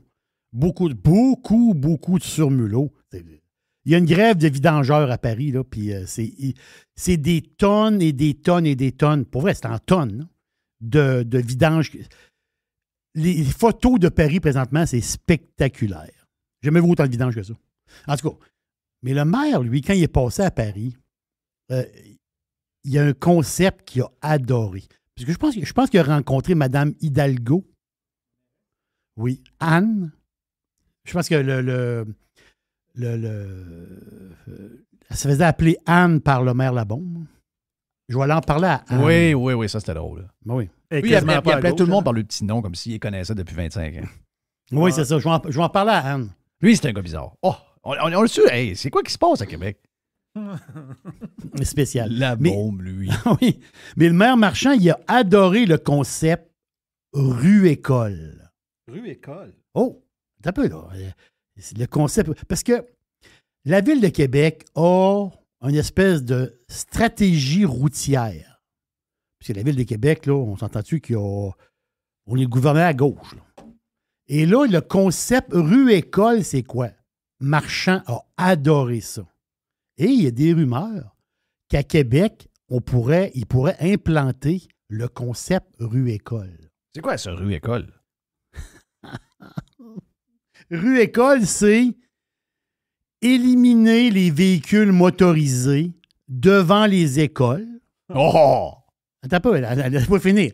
Éliminer, c'est vrai là, éliminer les véhicules motorisés devant les écoles au moment d'entrée et de sortie des écoliers. Donc, pendant 1 heure ou 2 le matin, la rue en avant de l'école, elle devient piétonnière. Et quand les enfants sortent de l'école, la rue devient piétonnière. Donc, il y a des heures sur la rue que tu ne peux pas rentrer en char. Welcome. Tabarnache. Imaginez-vous, là. Ben oui. L'école des enfants. L'école à côté de chez vous, là. Tu es à Québec, ici, là. L'école. Québec, là, c'est pas juste le centre-ville. Ça va comment, là? C'est pas juste le centre-ville de Québec. Non, l'autobus correct. Pas pour les chars. OK. Donc, nous autres, les chars... C'est ça. La face, c'est qu'il va falloir viroyer en char autour, peut-être débarquer de là, accompagner l'enfant jusqu'à l'école. Là. Mais on ne pourra pas passer en face d'école, en char, pendant l'entrée et la... En ce moment, à Paris, il y a 300 rues, 300 rues barrées avec le concept école, pas tant de choses. Mais il y a rue-école. Il y a tout ça, les chars, eux autres. Ah, regarde. Donc, imagine-toi comment ça va être compliqué avoir un char, tu vas conduire les enfants à l'école, telle affaire. Ah non, tu peux pas passer en face d'école, c'est rue-école. Donc, il va y avoir des espèces de flasheurs, sûrement, là, ou des affaires qui vont dire non. Là, un peu comme des pistes cyclables, des places que tu peux pas aller. Donc, il va y avoir des des indications pour dire non, là, c'est entre 7h et 9h, ou je ne sais pas trop quoi, là, ou 7h30. Des heures d'école d'entrée et de sortie. Ça va venir, là. C'est sûr que ces folies-là. C'est non, mais c'est discuté pour vrai. Là. Oui, mais ça va tout venir, ça. Toutes ces folies-là vont arriver, là. Jeff, il n'est même plus surpris. Non, je suis même plus surpris, moi. Ça m'a... Avoir un char, ça va être excessivement difficile. Excessivement. En parlant de char, Volkswagen, on a glissé un petit mot un matin. Là. Volkswagen, c'est capoté. Là. Eux autres, là, je vais vous donner un chiffre. Là, des fois, c'est dur à s'imaginer. Tu sais, 1 milliard, c'est 1000 millions. OK, 1 million.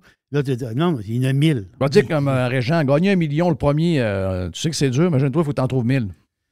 Oui. Good luck. Et là, le plan de Volkswagen, c'est un plan pour électrifier les voitures, parce que Volkswagen s'en va dans l'électrique à 2 mains. Là. Les autres, jusqu'en 2028. C'est drôle que l'Allemagne n'y croit plus, puis la Volkswagen est allemand. Oui, Volkswagen, c'est le pied au fond. Carrément. Là. Les autres, ça passe par là. C'est 193, puis je suis allé vérifier une coupe de place, là, c'est le bon chiffre. 193 milliards de dollars jusqu'en 2028 pour tous les c'est un projet très ambitieux. C'est le plus gros projet de l'histoire de la compagnie. C'est le plus gros investissement de la compagnie de son histoire. Donc, électrifier les chars, avoir des nouveaux modèles, etc., etc. Les batteries, on sait c'est quoi. Mais là, on l'a vu que les batteries, ben ça s'en va.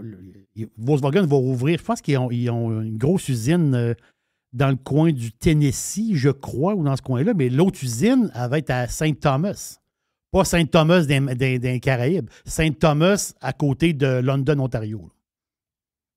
Mais là, je me demandais, un peu, là, l'usine de batterie de Volkswagen va être bâtie en Ontario. Ben, la capitale mondiale pour la construction de batteries, on n'arrête pas de nous dire que c'est le Québec, même si n'y en a pas une de construite encore ici. On nous dit que on est la capitale mondiale de la batterie. Ben, Fitzgibbon, il l'a dit, c'est Bécancour. Ouais. Il l'a dit, Fitzgibbon. La capitale nord-américaine de la batterie, c'est Bécancour. OK. Là, Volkswagen arrive, ils bâtissent en Ontario. Il y a un bout que je ne comprends pas, là. Il y a un bout que je ne comprends pas. By the way, en Ontario, ils n'ont pas juste Volkswagen. En Ontario, ils ont Stellantis. Stellantis, c'est qui? C'est Chrysler, là. Chrysler, Ram. Les autres, ils ont une grosse usine, je pense qu'elle est en finition, je ne sais pas trop quoi, à Windsor, en Ontario. Donc, la filière batterie, je pense que c'est plus en Ontario qu'au Québec. Il y a un bout là, qui ne marche pas. Là. Ouais. Fitzgibbon, il y a un bout qui lâche. Il nous raconte il est tranquille. Ils ont même dit qu'on était la capitale mondiale de l'intelligence artificielle. Plus tranquille, Fitzgibbon, dans cet incite, je trouve. Ouais, ben il faut dire qu'ils ont fait un genre de... Ils ont fait un genre d'édition spéciale du Journal de Montréal sur lui en fin de semaine. C'est bizarre, OK. Ah, j'ai pas vu ça. Ouais. Non, mais c'est surtout qu'il nous fait des accroires. Tu sais, la capitale mondiale de l'intelligence artificielle. Il n'y a pas un show au Québec qui sait c'est quoi ChatGPT, qui est déjà woke, by the way, qui est déjà étiqueté woke à 100%. Là. Et la preuve que l'intelligence artificielle va être ce qu'on y donne, là, comment on la nourrit. Là. C'est intelligent, mais pas tant que ça. Là. Ouais. En tout cas, c'est manipulable. Quoi d'autre pour ça? Qu'est-ce que tu as de ton bord? Netflix. Netflix, il y a quelque chose qui s'en vient de Netflix Québec, Cacflix, bientôt. Ouais, Cacflix ou Netflix bleu, ou je ne sais pas comment il l'appelle. Oui, bleu fixe. Mais ça existe déjà. Là. Tout TV, pas tant de choses. Là. Ça existe. Là. C'est-à-dire, Netflix Québec, c'est quoi cette histoire-là? Là? Ça existe. C'est ça l'histoire. Vas-y, là, tu peux écouter des téléromans, des films québécois à journée longue pendant les 10 prochaines années. Là. Donc, il a du stock en masse. Là. Va voir. Va l'écouter. Mais là, c'est pas tout le monde qui y va non plus, parce qu'il faut que ça t'intéresse. Mais Netflix, une affaire qui va être intéressant, c'est le documentaire sur Pornhub. Ça, c'est sûr que moi, je ne manquerai pas ça. Là. Un documentaire sur Pornhub. Donc, j'ai l'impression qu'on va voir tout le début de tout ça. Ça veut dire quand ça a commencé, le début, puis tu veux dire tout... Vous entendez que Pornhub, ils ont pris pas mal la pôle du sexe sur le web. Là. Donc, ça va être très, très intéressant. Puis Netflix aussi, il y a Georgina, de saison 2, mais ça, c'est pour moi. C'est mes affaires de potinage. Moi, j'aimerais ça, faire un balado là, avec les gens qui participent à Pornhub, là. On pourrait dire... Bonjour! Bonjour, tout Pornhub! le monde! Là. Bonjour! Oui, on peut-tu visiter les studios? C'est donc belle fun, cette business-là. Oui, c'est québécois. Oui. Ils sont à Montréal. C'est une business de plaisir. Oui, il y a beaucoup de plaisir. Mais ils sont bons. Mais quand tu checkes sur Wikipédia, il est marqué Luxembourg. Ouais, c'est pour... parce qu'on a trop de taxis. Oui, c'est ça. C'est ça l'histoire, hein? Il est marqué Luxembourg sur Wikipédia. Hey, une affaire, il faut que je te parle. J'ai deux patentes. L'Arabie Saoudite. L'Arabie Saoudite, là, ils sont méchants. C'est la course de F1 en fin de semaine en Arabie Saoudite. Oui, exactement ça. À Riyad. Ouais, Jeddah. À Jeddah. Jeddah. Ah, OK, c'est à Jeddah la piste. OK, c'est à Jeddah. Mais c'est capoté pareil, parce que l'Arabie Saoudite, là, va lancer, OK, parce qu'on connaît toutes les grandes compagnies d'aviation qui font ce secteur-là du monde. Tu as Qatar Airways, Emirates, qui est de Dubaï. Tu as Etihad, qui est des Émirats arabes unis. Et l'Arabie Saoudite va avoir Riyad Airlines qui vont lancer. C'est la compagnie d'aviation va appartenir au gouvernement. En 2030, non, c'est 200 000 jobs. Non, le projet, là, c'est titanesque. Là. Financé 100% par le fonds saoudien. Il n'y a pas d'argent, le fameux fonds saoudien. Non, ils n'ont pas de fric. Ils n'ont pas d'argent. Ils sont en train de virer le golf. Ils ont tué un journaliste en morceaux. Oui. Donc, Riyad Airlines, ça va être 100 destinations à travers le monde avec des vols directs pour, justement, des villes principales, justement. Parce que ce qu'ils veulent faire, l'Arabie Saoudite, là, eux autres, là, ils sortent de loin, là. Tu comprends? Mais ils veulent devenir sexy. Ils veulent être un peu Dubaï, c'est barres. Pas ce qu'on comprend, ils veulent être sexy un peu. Fait que là, pour être sexy un peu, il faut que tu amènes du monde. Et là, quand tu dis, ouais, les vols qui vont là, OK, non. Il va dire, on va avoir nos propres vols. C'est l'espèce de prince là, qui a annoncé ça. C'est capoté, là. C'est un plan énorme. Et d'ici 2030, là, ils veulent bousculer les autres, là. Ils veulent bousculer Emirates, ils veulent bousculer Qatar, puis la gang. C'est cette gang-là, là. Capoté. Hey, l'autre affaire, il faut que je te parle. Qu'est-ce qu'ils vont commander comme avion, tu sais-tu? Je ne sais pas encore, je n'ai pas vu. Parce que j'ai vu qu'il y a une gang qui ont acheté quasiment 80 gros jumbo là, de cette semaine. Là, il y a encore des gros... Tu sais, on pensait que les gros porteurs, c'était fini, là, mais cette gang-là, ils achètent des gros porteurs. Voilà, c'est le retour des gros porteurs. Ben voilà, on l'a vu. Il y a 5 ans, il y avait des chroniques qui disaient les gros porteurs, ça achève, c'est fini. C'est terminé. Mais là, les gros, c'est le retour des gros porteurs. Vraiment. Parce que, il y a beaucoup de monde dans l'avion. Et c'est le monde voyage. C'est ça. Hey, ma blonde a encore voyagé de Québec en fin de semaine avec Air Canada. Elle dit tabarnache, elle dit l'aéroport de Québec bien plein. Ben oui. Dimanche matin, un vol pour FLL, un vol pour. Ben, il y avait 2 vols pour FLL. Un de Air Transat, un d'Air Canada. Il y avait un Air Canada pour Orlando. Il y avait un Cancun. Il y avait plein. Elle dit, Criff, tout était plein. Il était 6h, 5h30 du matin. C'était plein. Là. Puis l'aéroport de Québec a fait une job. Puis le nouveau boss, c'est ça. Ah oui, vraiment. Ouais. Non, vraiment. Ça, c'est pendant qu'à Montréal, c'est un peu le bordel, là, surtout les arrivées pour les douanes et tout. Là, c'est bordélique. On voit des images à tout bout de champ, puis ça n'a pas l'air à rouler bien. Un aéroport qui a été refait par bout, puis qui est bien compliqué. Puis surtout quand tu sors de là, après ça, c'est comme la désolation totale. L'autre bord, on a ri un peu, mais là, le gars qui est là est en train de faire un job pas pire, je pense. Malgré les prix très élevés au Canada. C'est ça qui arrive. C'est que exact. C'est ça qui est...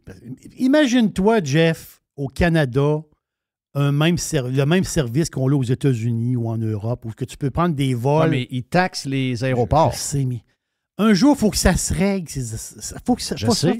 Parce que, regarde, là, je te l'ai dit un matin sur Radio Pirate Prime, là, Martin Frizou, un de nos bons auditeurs, il dit, regarde, lui, il est à Montréal, il s'en va à Albany. Albany, c'est 4 heures de Montréal, 6 heures de Québec. Ça se fait très bien pour ça.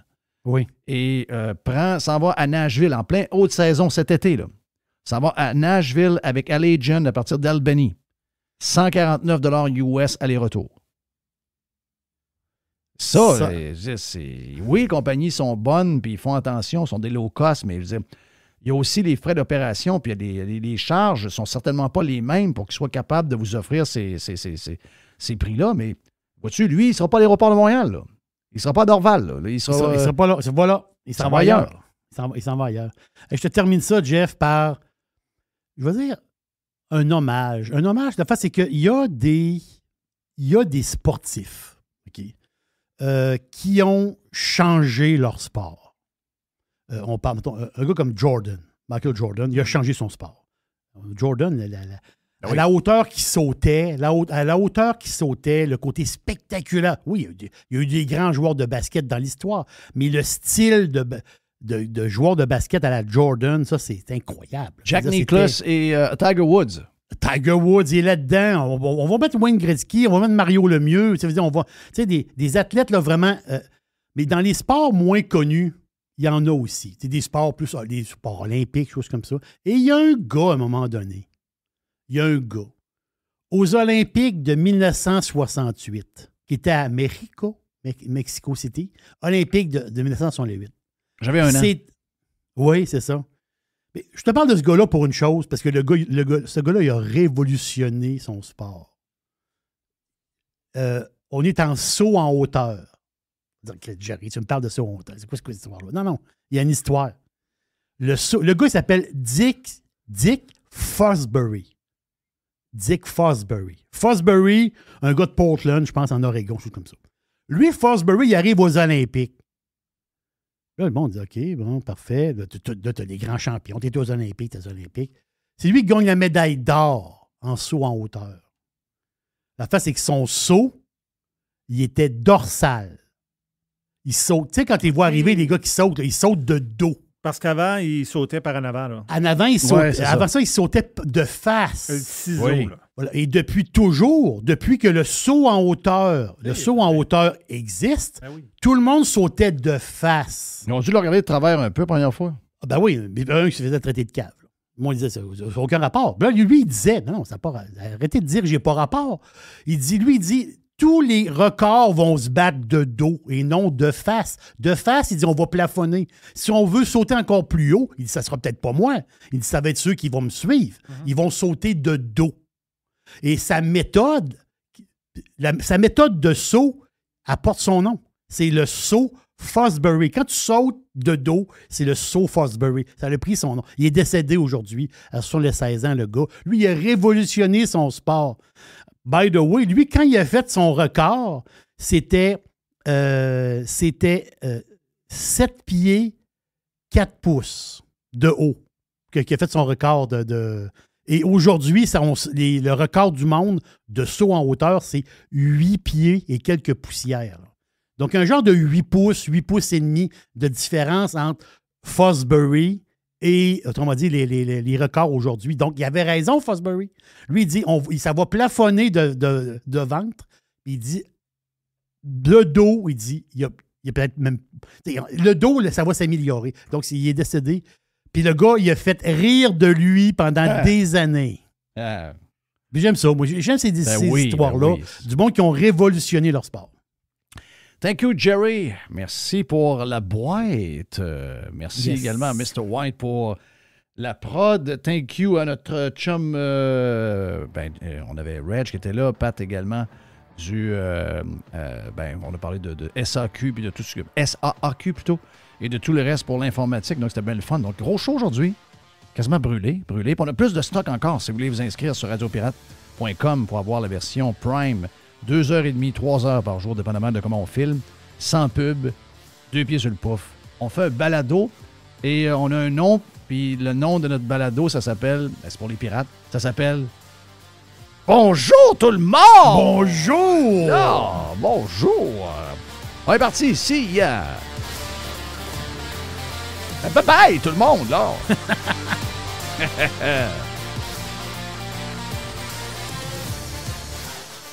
Online, worldwide, radiopirate.com.